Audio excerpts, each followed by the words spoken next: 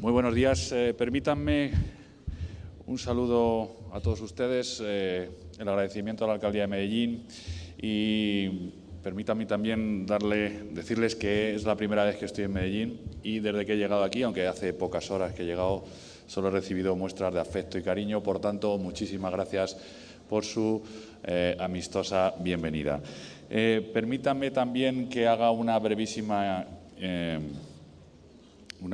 introducción. Mucho tiempo no me han dado, me han dicho 15 o 20 minutos, se va recortando según avanza la mañana y voy a tratar de ser cumplidor con ese tiempo. Pero sí decirles que dirijo el Instituto de Seguridad Vial de Fundación Mapfre. El Instituto de Seguridad Vial es un instituto especializado en temas relacionados con seguridad vial y que llevamos más de 15 años trabajando en... Muchas gracias.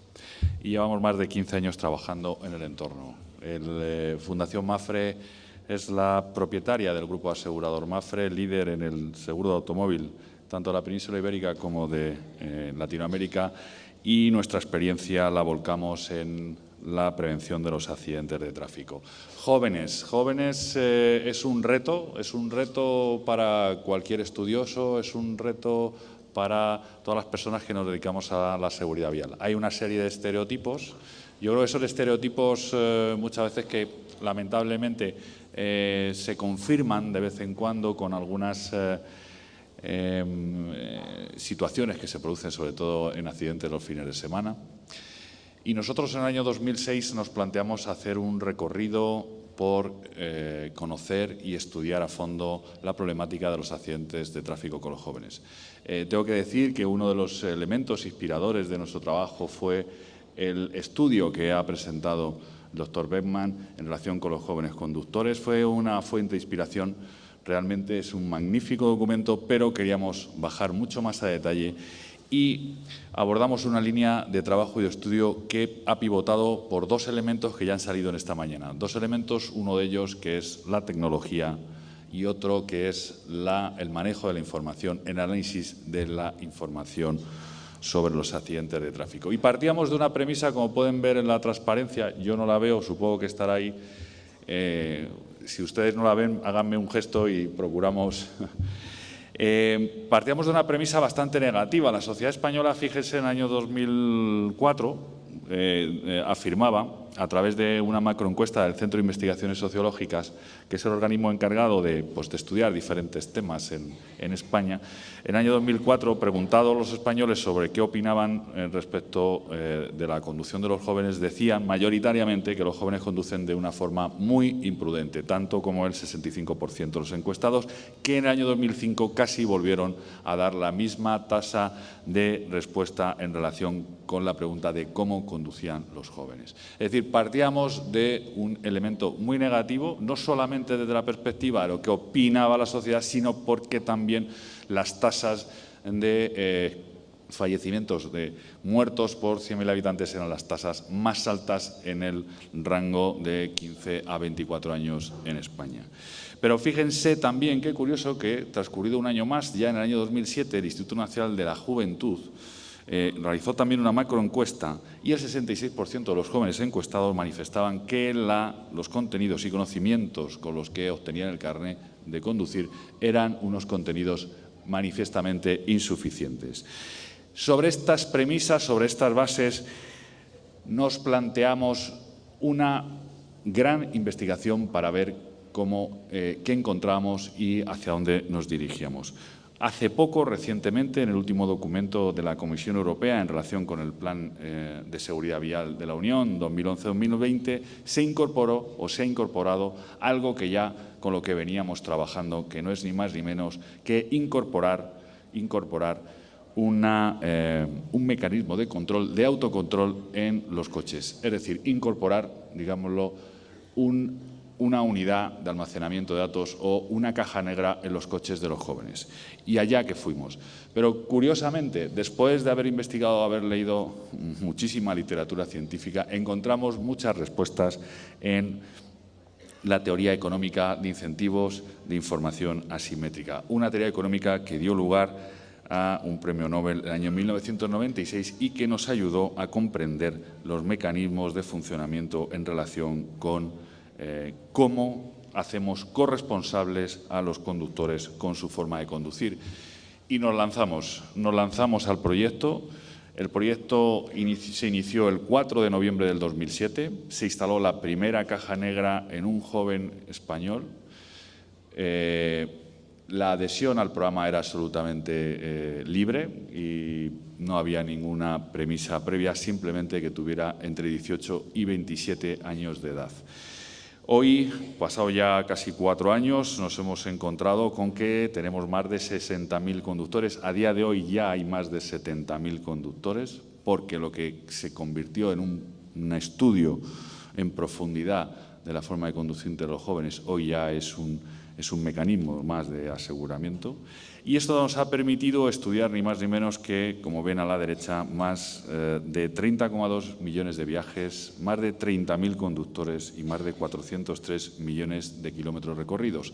Hemos hecho permítanme la expresión muy castellana, una purga de información. Hemos querido limpiar bien la información para que ésta fuera inatacable e intachable y representara una fiabilidad cercana al 100%, en tanto en cuanto no queríamos ningún debate sobre la calidad de la información, y ahora les diré en qué de alguna forma, hemos limpiado esa información. La primera respuesta el primer dato que nos sorprendió es que había muchos más hombres que se incorporaban al programa que mujeres, y esto realmente nos llamó la atención porque siempre planteábamos que el mundo las mujeres en relación con el tráfico presentaban un perfil mucho más seguro y, por tanto, pensábamos a priori que iba a haber muchas más mujeres incorporadas, pero no fue así.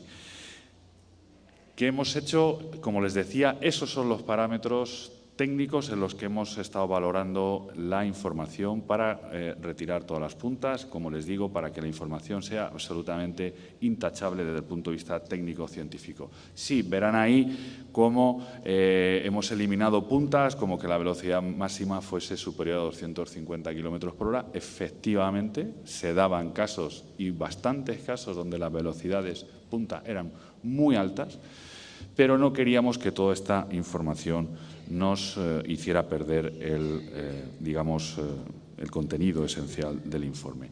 ¿En qué consiste todo este programa? Pues a través de un dispositivo poco más grande que una cajetilla de tabaco, instalado dentro de un coche, procedemos a conectarnos con un satélite a través de una señal GPRS, es decir, básicamente casi como un teléfono común. Esta posibilidad nos permite analizar la movilidad de los vehículos cada 2 segundos o, en el peor de los escenarios de comunicación telefónica, cada 200 metros, con lo cual sabemos exactamente en qué situación se encuentra el vehículo y estamos sumando información de cara al gran estudio general de conocimiento, que ese era nuestro objetivo. ¿Qué sabemos? Pues sabemos muchas cosas, y lo ven ustedes a la derecha en un cuadro. Pues sabemos la velocidad.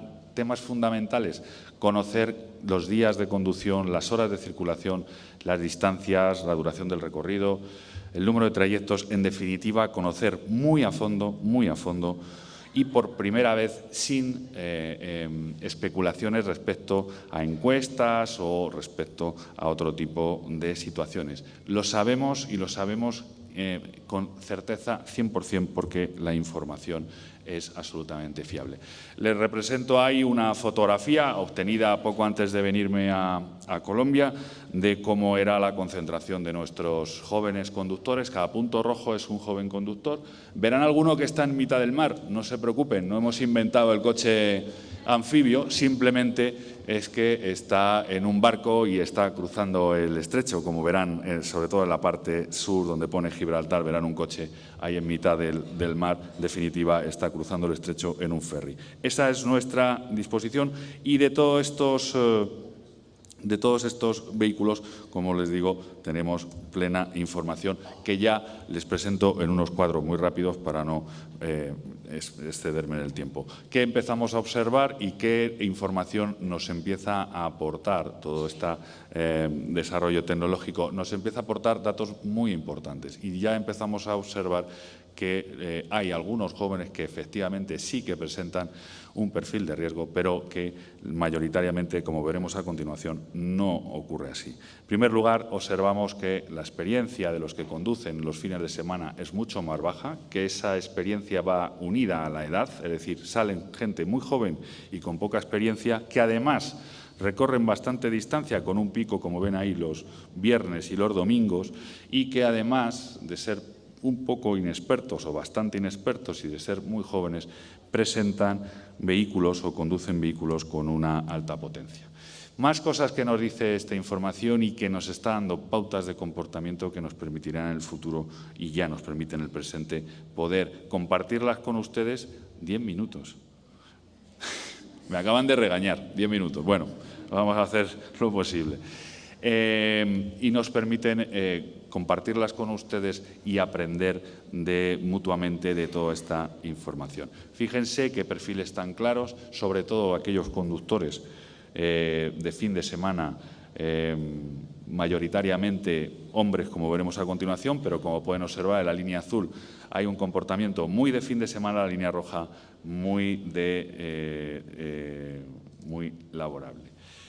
¿Cómo conducen los jóvenes? Seguimos con la información. Pues básicamente son conductores muy de viernes y menos de domingo. Presentan un hábito de conducción muy de viernes. En este contexto, decirles que mayoritariamente estos conductores de viernes son hombres y hemos determinado que existe todavía un claro efecto novia, efecto pareja, en tanto en cuanto observamos que mayoritariamente las mujeres dejan de conducir los viernes y los sábados en beneficio de, presuntamente, sus parejas. Algunos temas de interés, por ejemplo, para resumir muy mucho, como van a tener la presentación a su disposición y el estudio completo está en la página de Fundación Mafre, pues no me voy a detener en determinados extremos que sí que me gustaría, pero bueno, el número medio de siniestros, como ven, es un 12% más en el caso de los hombres que en el de las mujeres, lo cual sí que confirma una pauta de comportamiento muy clara. Algunos de los porcentajes les parecerá a ustedes reducidos, pero les recuerdo que la muestra, el estudio está hecho sobre una población de 18 a 27 años, con lo cual estamos estrechando mucho el cerco y si la ampliáramos mucho más, las diferencias serían entre 3 y 4 veces más grandes.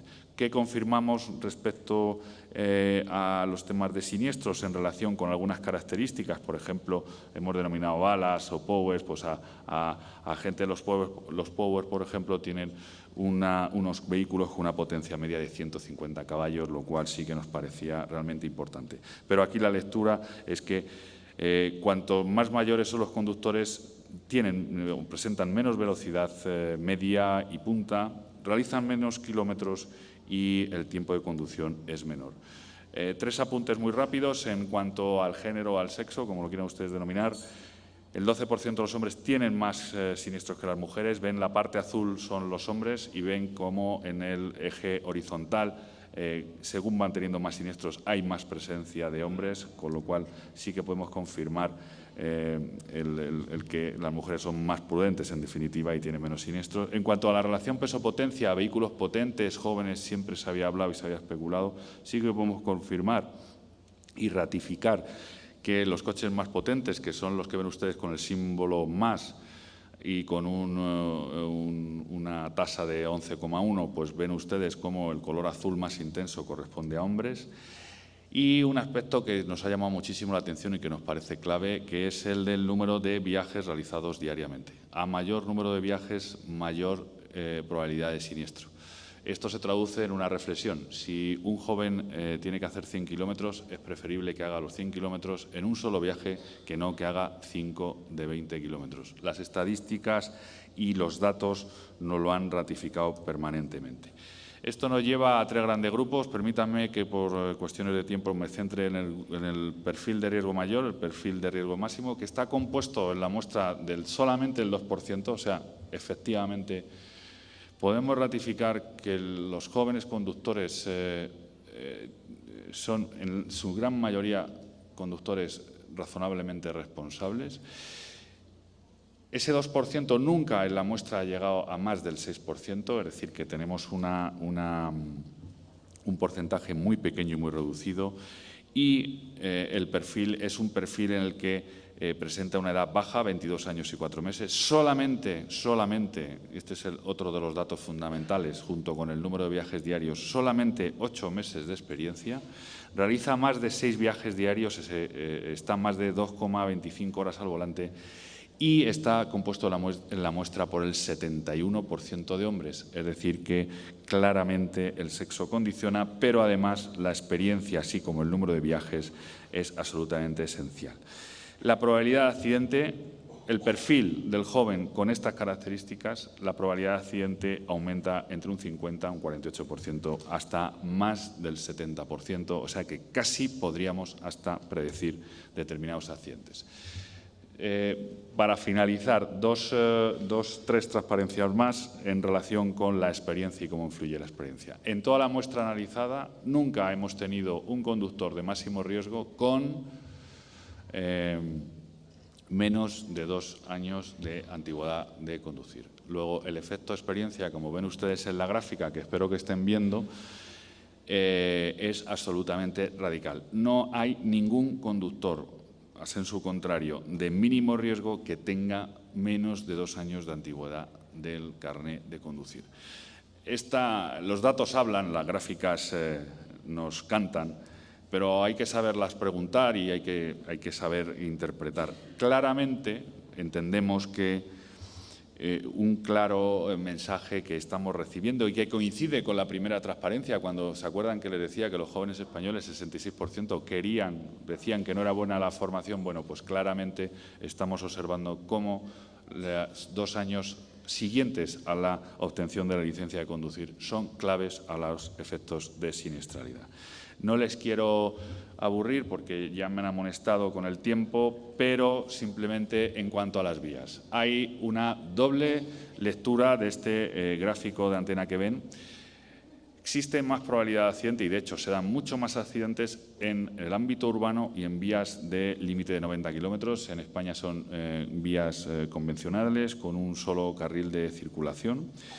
Y, por tanto, y de forma contraria, en las autopistas o vías de alta capacidad, la probabilidad de accidente, los accidentes, no la probabilidad, en este caso los accidentes reales, han sido muy inferiores. Y, por último, confirmar el hecho de que los conductores con un perfil de máximo riesgo tienen una presencia muy importante los fines de semana, la madrugada del sábado y del domingo.